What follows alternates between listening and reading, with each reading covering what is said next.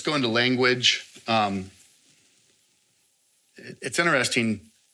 Just traveled for spring break and was talking to a few other people that just traveled for spring break, and everyone has a TV in front of them on the airplane. And I was watching and looking and on my flight, and just talked to someone who had said the exact same thing, and looking around, and there's a new series or show or movie, House of Gucci. Okay. Lady Gaga plays. It's the Gucci family, the whole rise. And like 5-10 minutes in, there's an atrocious, gnarly sex scene. Okay. Like, it's so bad, like, people are like, that's bad. Right? So everyone's in agreement, right? But everyone's watching on a plane with kids next to you. And I was just talking to a family, and they were like, they told the flight attendant, hey, because they got separated with the kid. My kids are there. That person's watching that. In about 5 minutes, I had the flight. We saw it on the flight coming. It's either I'm going to tell them or you're going to tell them. Right. Okay. And it's supposed to be just lewd. So we live in a world that's that lewd. Right. But sometimes you say things and people act as if what you've said is worse than House of Gucci on a plane with my 10-year-old watching. What I did was beyond the utter frozen limit. Right. And so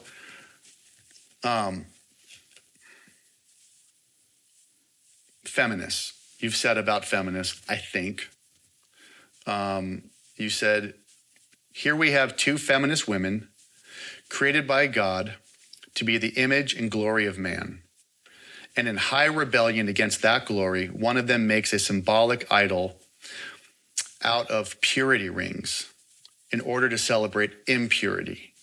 So let me tell you what this symbolism really means. This is what they are saying. They are shamelessly declaring to the world that they are just a couple of cunts. I think that's what you said there. There's a little thing in the... Right. So... That's what I said. Yeah. So the first thing to note is at the tail end of that quote, I said, what they are saying is this. What I'm doing is, and what they're saying is this, and I'm objecting to them saying that. Right. Because what they're saying is we don't have penises. Right. They're saying, and what we're celebrating, and that's the only reason why it's unique, right? Right.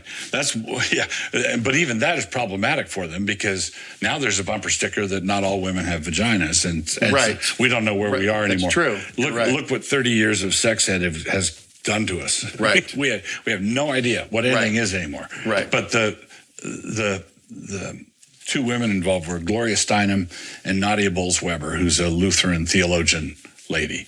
She's the one who said that porn is okay as long as it's ethically sourced. Right. And tattooed up lady, feminist. And so she had this thing where she had people donate the purity rings. So purity rings were a thing in homeschooling culture half a generation ago. And you were a big fan of it? No. Okay. Just want to make sure. No, that's another thing. Just get that on record. That's another thing. Right. So big fan of purity, but I can't get this straight. You're either a dirty old man or you're not. I still can't figure out. Pharisaical Puritan. I'm trying to get. Okay. All right.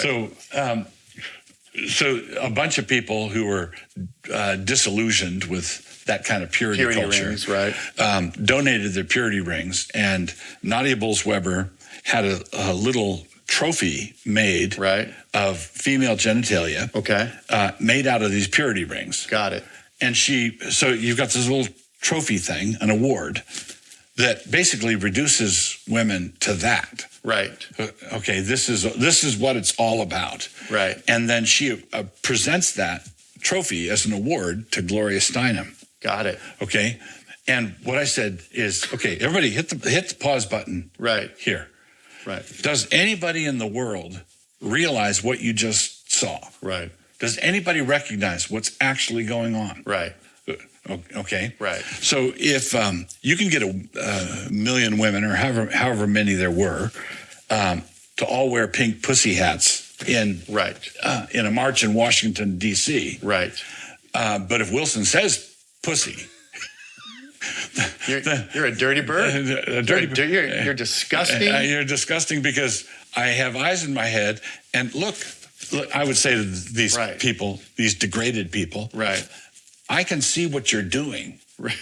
Okay, so I feel like I've gone to the Ramada Inn to watch a third-rate illusionist, and his tricks are, and I'm explaining to people how he's doing that trick, right? And everybody's getting mad at me, right? Because I'm explaining the trick, right? Well, okay? we paid money to be here, Wilson. Don't ruin the game, right? And so what I'm saying, $4 to get in here.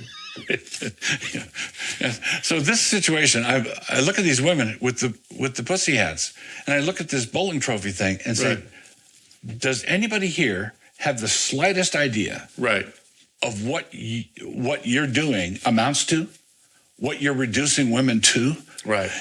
You people are degrading women. You're just degrading women. Which ironically, it only took how many years to say that even the vagina wasn't even going to be the golden calf anymore, right? Because we got to get rid of that to even be a woman anymore. Right. What you have to do is, what we're actually worshiping is the internal ego. Whatever that ego says, that's what you are. Okay, that's the ultimate point of. So eventually, Nadia Bolz-Weber is going to make a little ethereal statue out of a wispy spirit ego, and present that. Whatever you want to be, that's what you can. That's what you can be. So the thing that the reason people get so upset with me saying things like this, is it sort of crashes through all their pretenses. Because people are solemnly nodding along. Yes. So there was an article that the White Horse Inn, which is a reformed outlet, So they published an article by, I think, one or two ladies nodding along with Nadia Bolz-Weber, saying, yes, purity, some of her critiques of purity culture have real validity, and we've got to learn from these critiques. And I think, don't you people look?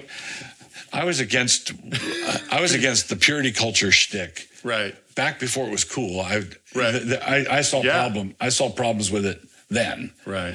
But you people are Johnny-come-latelys to this, and you don't know the game that's being run on you. You don't know how you're being played. And when someone stands up and refuses to be played, and that's my exclamation mark for how I'm refusing to be played. And it's my telegraph, my signal to them that I know the game you're playing. I know what you're doing. And I'm calling you on it.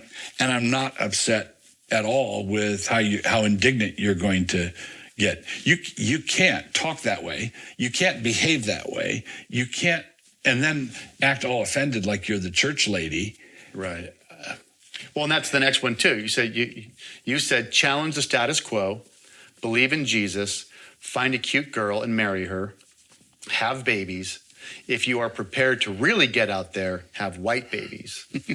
So clearly you're a racist. You're a maybe white nationalist. Maybe you're an Aryan. So you're basically in this quote saying, have white babies. Mm-hmm. Only if you want to get out there. Right. If you really want to be effective, out of context, what are you really saying? What are you trying to really, if you really want to get out there, get out where and to do what?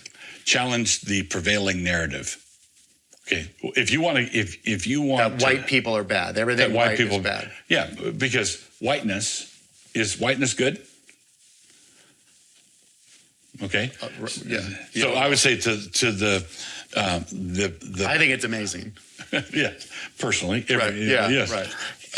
So the social critics, the cultural critics today, want to say that whiteness is a disease. Mm-hmm.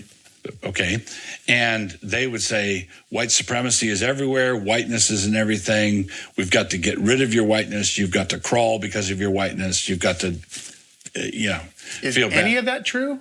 No, not at all. Not a word. A little bit, like white people, kind of a little bit out of control. No, it's like saying human history, the savagery down through history that has been perpetrated by people who are over 5'6" is appalling. Right. Okay. Right. Well, let's say the most warlord chieftains were 6 feet tall. Right. Okay. Right. And so we started attacking people, anybody who's 6 feet tall, Right. because you have contributed to the sum of human misery because you share this characteristic of being over 5'6". That's just ludicrous. You don't assign moral and ethical responsibility based on the swatches you got at Benjamin Moore. So you hold it up against the person, and if your skin tint is this, you're the problem. Right. And if your skin tint is 3 shades darker, right, you're the victim. That's just a lunatic approach. So, do you think Martin Luther King Jr. was a white supremacist? Understood that then? Well, I'll put it this way. Before we pay too much attention to him, okay, let's clearly identify him as a white supremacist. Okay. Because he said he wanted people to be judged by the content of their character and not by the color of their skin. He articulated a colorblind future. And colorblindness is now the centerpiece of, you guessed it, white supremacy. Okay, I think we need to abolish the Martin Luther King holiday. Why are we making a holiday in honor of a white supremacist? Right. So his standard. So back in the day, what he was doing is he was appealing the prevailing white culture, and I'm talking a culture in a particular period of history and time, not the people with a skin tint that matched what was going on in Finland. Right. But I'm talking about the culture at that time. Right. Whites in that time had an uneasy conscience about race relations. Right, and they had good reason to be uneasy about that. What do you mean? I grew up in which direction? They had a guilty conscience over some of the things that were being done to blacks that were humiliating. Okay, so I grew up in a segregated city, Annapolis, Maryland. I was 11 years old when the '64 Civil Rights Act was passed. And I remember segregation, okay, and which is pretty gnarly. There were things. Or do you not think it's that gnarly? No, I think it was gnarly. Yeah. So if you're a middle class family, black family, and you were going to take a vacation, drive across the country, you had to plan your trip in accordance with what hotels would take you. Right. Okay, so that sort of thing is going to leave a mark. It's just and whites collectively had a bad conscience about that. And when someone like King said, "Hey, what's with that? What are you doing?" Whites were saying, "Yeah." So there was a lot of buy-in. Thurgood Marshall, who wound up later on the Supreme Court, was a civil rights attorney, and he was steadily winning cases. They were fighting legal battles and they were winning. And the reason they were winning is because whites had a bad conscience about the situation that they were in. They thought the black protesters, even if I don't like some of their manners, I don't like some of their rhetoric, they've got some extremists, but at the end of the day, they've got a point. And they've got a pretty good one. We're not living up to our ideals, okay? And that's why King's message resonated. But today, it's going in exactly the opposite direction because whites are being told that your whiteness is your sin, right? It's not what you do. Right. It's not what you do. It's not what you say. It's not what you think.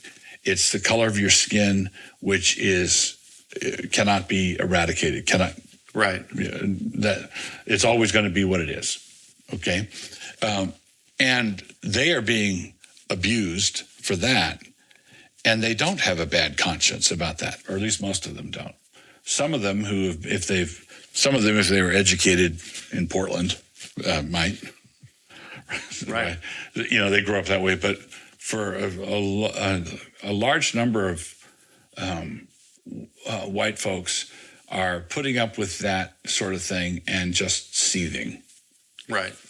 Okay, because they're being abused for a bunch of things that they don't have a bad conscience about. Okay. Right.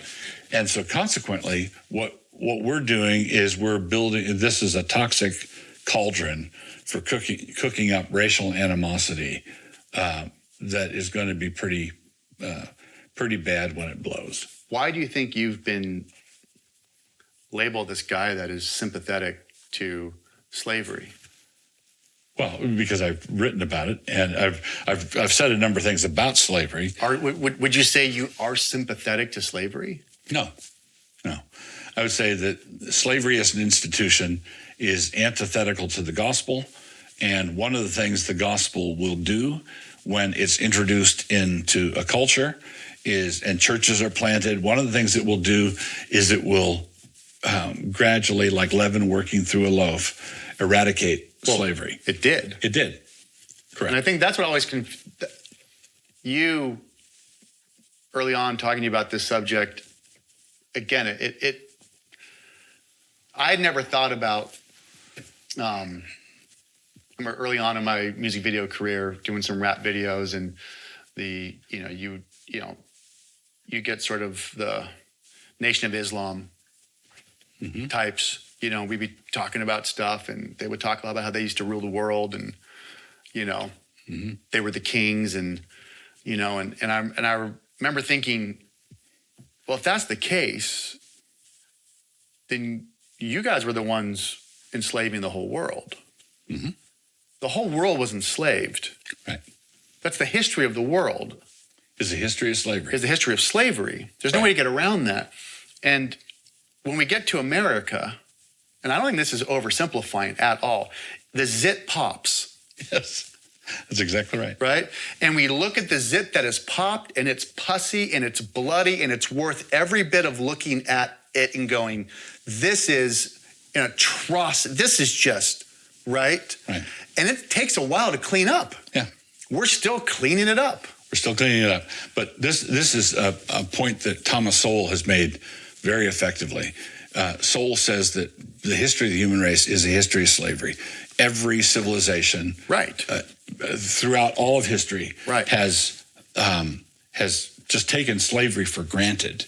Right, right. It's just everybody, including the black cultures that enslaved other blacks in West Africa. Right, took them. Everyone's guilty. Everyone's guilty. Every shade of skin and culture is guilty of this. Does this, right. But it ends in America. It ends in America. So Western culture, well, actually, it ended in Britain first. So that's so small. Well, it wasn't. It was they had a huge navy, and what Britain did was, as a result of Wilberforce's efforts. So Wilberforce is a great evangelical hero. He's the one who gets the slave trade abolished in the British Empire. Okay, he wins that victory. White guy, right? Okay. Evangelical white guy, right? Clear hater. So he has that wonderful one human being who's a white dude in England is going to do something that, when he does it, is going to work through the whole world. Right. Because then the British Navy used and this is something that went above and beyond. The British Navy then went on to suppress the slave trade for everywhere.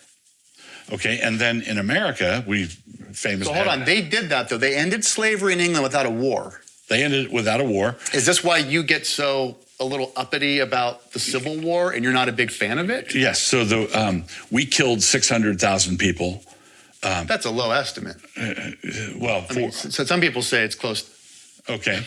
The figure yeah, right. All right. So that's a lot of people. Either way, if that's a low estimate, we killed a lot of people to accomplish what every other nation in the West did without a war. Now, I'm shedding no tears for the abolition of slavery, grateful for the abolition of slavery. But what Sowell points out is the one culture, we'll just call it broadly the West, or the English-speaking West, was the first culture in the history of the world to develop a bad conscience about slavery and to eliminate it. And they are the one culture that is blamed for uniquely being slavery loving. Right. So the one place where the zit popped is the place where everybody says you're fomenting it, you're advocating it. You're Right. No, that's just nonsense. It's just simply nonsense. Right. So my view is that had the Christians, North and South in America, addressed the social problem of slavery in a scriptural reformational way, we could have eradicated slavery without all the bloodshed and without all the downstream negative repercussions that we're still dealing with today. Right. Okay. So You believe that what we're now living in, right down to COVID and segregation and vax cards, would you say this still all goes back to the Civil War? yes, I would. All of it. And the reason I would is because this might be inside baseball, but I think it's worth at least mentioning. Prior to the war between the states, the Bill of Rights was a list of things that was intended to put restraints on the federal government, the central government. Which I thought we all loved that idea. Yeah, we should love it more. Right. So the First Amendment, Congress shall make no law. So the First Amendment and all those amendments were restrictions on the federal government, and the enforcer of the Bill of Rights were the states. So the states were the guardians of our rights under the Bill of Rights, making sure the central government didn't get overgrown. Okay. Okay. After the war, and the Reconstruction amendments were passed, which allowed blacks to vote and that sort of thing in the South. The whole balance of power shifted. So now the Bill of Rights, particularly the 14th Amendment, was applied to the states, and the enforcer or the guardian was now the central government. So the prisoner became the guardian, and the guardian became the prisoners. There was a switch. Okay, and that's why instead of our founding fathers were very suspicious of the centralized power of the federal government, and they were wanting to be very careful to guard against it getting too big. And after the war, the federal government began to centralize and aggregate power in a big way, which is what made all the downstream things like Roe and like Obergefell even possible, right? So it would not have happened if you tried to hand down Roe in 1850. All the states would have told you to pound sand. But the states' rights, but states' rights, and then civil rights movement, how this all begins to connect. How you view Abraham Lincoln, how you view Martin Luther King Jr. I've always, a thought experiment is, when someone was angry, if you just said, instead of taking the Lord's name in vain, you just said, oh, Martin Luther King Jr. I mean, people would be offended. Right. If you said, darn Abraham Lincoln, people would get offended. Right. Why have those two become idols? Forget if you like them or not. Right. Part of the reason for You've said to me, I forget if it was on tape or you said you believe both those men are great men. You believe Abraham Lincoln and Martin Luther King Jr., those are great men. Right. But you're not fans. I'm not a fan of either, but I think that they had a certain stature and ability, and they were consequential men. And so I think Martin Luther King Jr. was courageous, and he knew what button to push. He knew where America was vulnerable. Which we should know that, right? We should know that. We should know that. But he had a tawdry, adulterous life. He was not faithful to his wife at all. He was a plagiarist. His doctoral dissertation was plagiarized, and so he had feet of clay. So Martin Luther King Jr. had feet of clay, but he was a consequential man. But but you quote people, you're fans of people who you think were great men, but owned slaves. Mm-hmm. So why is it that you can say there's this about Martin Luther King Jr. that I like, but because he was a philanderer and all this stuff, and but you can like these Southern generals, right, who you think were great men, yeah, and still like them, even though but see, they were they held slaves and thought blacks were maybe subhuman. So we're recording all this to make things better, but maybe I'm not going to make things better. Okay, let me run out onto the thin ice. Okay. So if let's say I come of age in Virginia in 1850, and I inherit my parents' plantation, and I inherit 100 slaves. Okay. It just comes with welcome to Earth, kid. Here you go. Right. Here you go. And let's say, just to make the thought experiment tidy, in the months following my inheritance, I become a Christian. Let's say I'm radical. I was a pagan before. Right. I get radically converted, and I think, okay, I want to apply the Bible to everything I do. What should I do as a farmer? What should I do as a plantation owner? What should I do with these slaves? So I go get my Bible, and I read my Bible. Right. I read it a number of times, looking for instruction on what to do. Okay. And 7 books, at least 7, maybe more, 7 books in the New Testament teach us what Christians are supposed to do in a society that has slavery. If you own slaves, right, what are you supposed to do? Okay. Now let's say this great man that I admire, did that. Right. He obeyed that. Who's that? Obeyed what the New Testament says. Yeah, but I'm saying, is there an example of a person that did that? Okay, someone I admire, Robert E. Lee. Okay. Robert E. Lee was a slave owner. Okay. Didn't like it, found it distasteful. He wanted to see slavery eradicated, but he owned slaves himself. Says who? Are those his own writings? I mean, Yeah. So it's pretty well established. Okay. So it's Robert E. Lee was. What about Dabney? Okay, Dabney's more complicated. Okay, and the reason Dabney's more he owned slaves also. Right. And Dabney was a slave owner that I believe treated his slaves right in terms of. I don't think he would torture slaves or abuse them, that sort of thing. But Dabney really was a racist. Okay, but you like Dabney. I do, yeah. Right. I do. We are in trouble. Wait a minute. Are you saying you can like a racist? Yeah. But I would say feet of clay. That's a problem.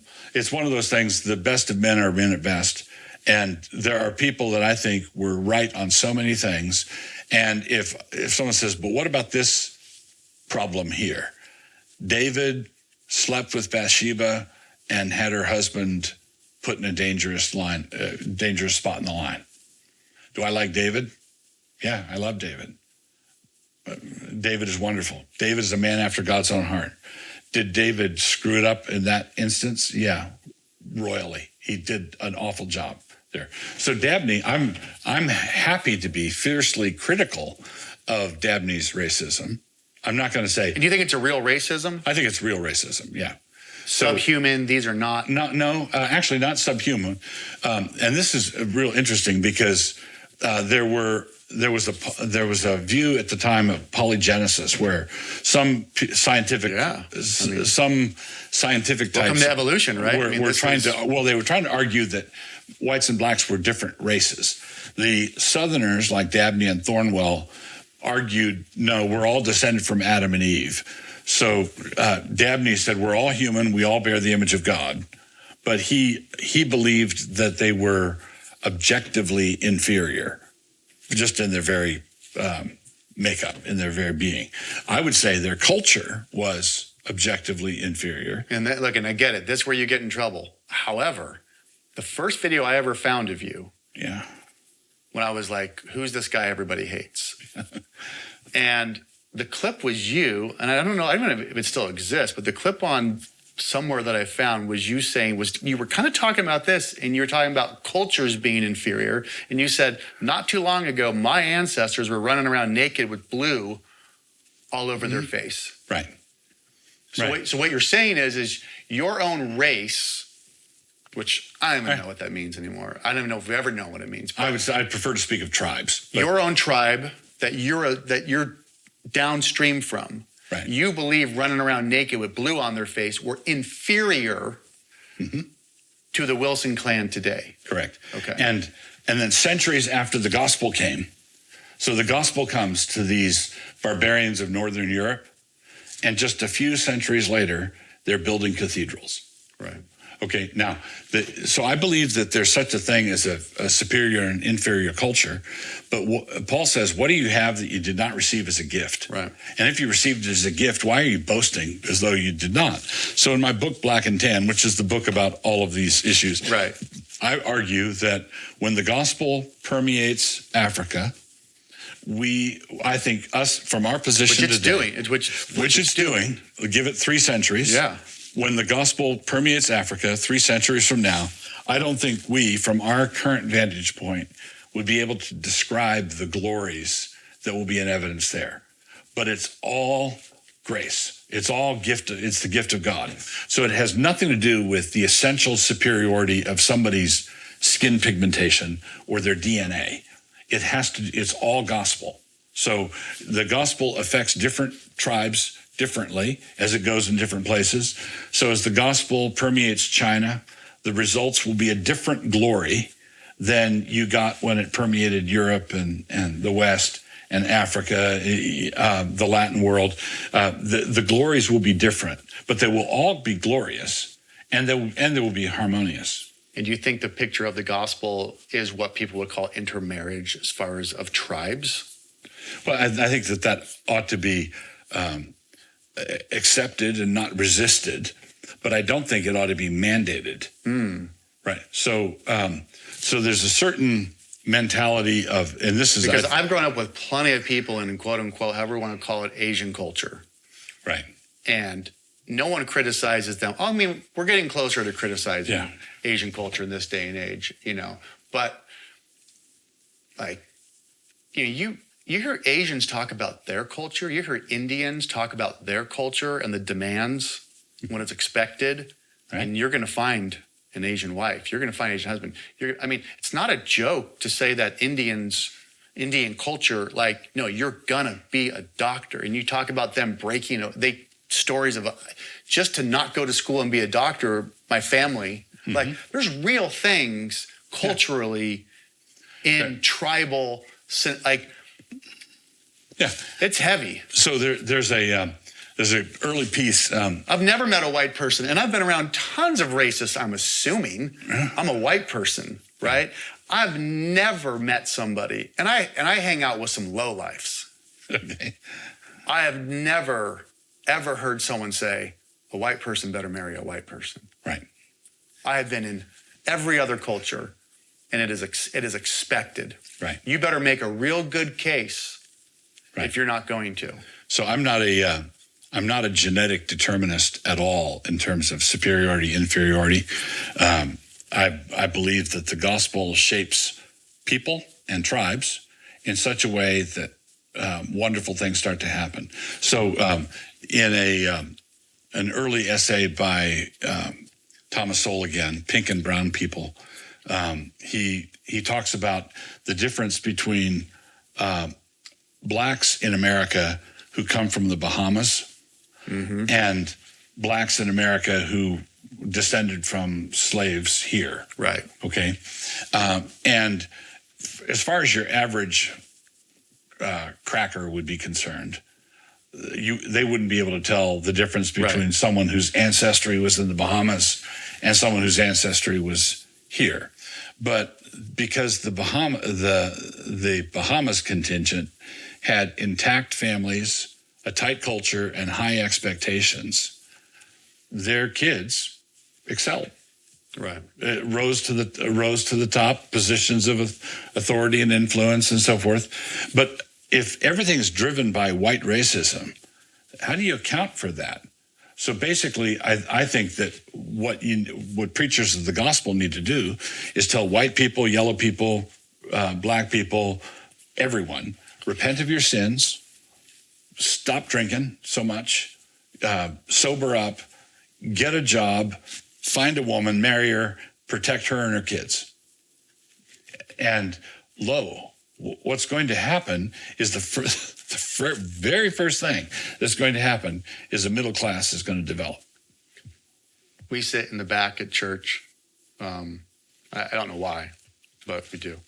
It's a little more wild in the back, you know. Yeah, it's kind of a rodeo back there. You know, there's cappuccino machines and diapers, and it's fun. It's ironic for you. I mean, it's painful in one sense. I mean, you deal with it. You're fine. We've talked about that. But, like, it's crazy to think that, like, you're called a racist. Mm-hmm. Like, you are called a racist. Christ Church is called a white supremacist. Or, I mean, in one sense, it's not. It's such a small minority, you know. But I look at the church now. I've been here 7 years. I mean, you'd be hard-pressed to call us a white church. Yeah. Yeah, it's not a white church. Yeah. I mean, it just, I mean. Let's combine it this way. If we're a racist church, let's just say that we're very, very bad at it. Yeah.